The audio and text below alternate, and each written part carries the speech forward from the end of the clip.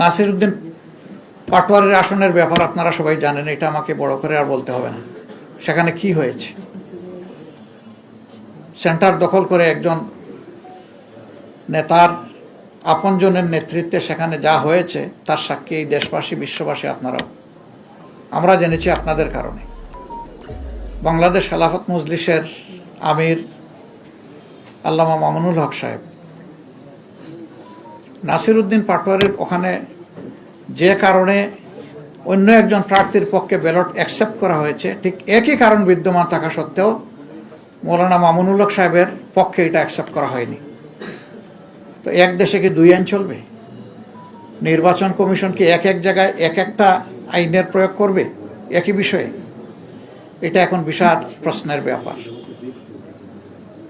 আমাদের secretary general সহ বেশ কিছু আসনে এই ধরনের ব্যাপার আছে। স্ব আসনে যাদের উপরে এই অন্যায় আচরণ করা হয়েছে, যাদের অধিকার জোর করে কেড়ে নেওয়া হয়েছে, আমাদের সিদ্ধান্ত তারা প্রতিকার চাইবেন। সুনির্দিষ্ট সময়ের ভিতরে যদি আমরা প্রতিকার পাই তাহলে এক কথা, কিন্তু যদি না পাই তাহলে এখানেও আমরা বাধ্য হব আমাদের পথ ধরতে। আমরা আশা করব নির্বাচন কমিশন শুভবুদ্ধির উদয় হবে এবং তারা ন্যায় ইনসাফ করবেন। না করলে দায় তাদেরকে নিতে হবে। আমরা এখনো বলবো, দেশকে আমরা ভালোবাসি, ভালোবাসার জায়গা থেকে আমরা দেশের শান্তি শৃঙ্খলা এবং দেশের ঐক্য চাই। আমাদের স্লোগানই ছিল ঐক্যবদ্ধ বাংলাদেশ। ঐক্যবদ্ধ বাংলাদেশে থাকতে হলে পরস্পরকে সম্মান করেই থাকতে হবে। এখানে কেউ রাজা নয় আর বাকিরা প্রজা নয়।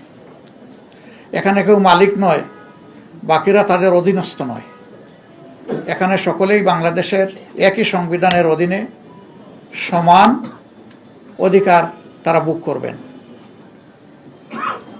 অতীতে ফ্যাসিবাদের বিরুদ্ধে আমাদের লড়াই হয়েছে। আমরা আশা করেছিলাম যে এই কালো অধ্যায়ের অবসান হোক, কিন্তু যদি আবার এটা ফিরে আসে আমরা লড়ে যাব, আমরা থামবো না ইনশাআল্লাহ। এখানে কোনো ছাড় দেব না। দেশের জনগণের, ফ্যাসিবাদ আমাদের বিরুদ্ধে না, ফ্যাসিবাদ দেশবাসীর বিরুদ্ধে।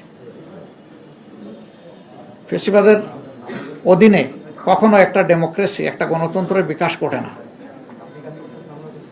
সারা বিশ্ব থেকে এখানে পর্যবেক্ষকরা এসেছিলেন, তারা সময় দিয়েছেন, ঘুরেছেন, দেখেছেন, তারা তাদের অবজারভেশন তুলে ধরবেন। আমরা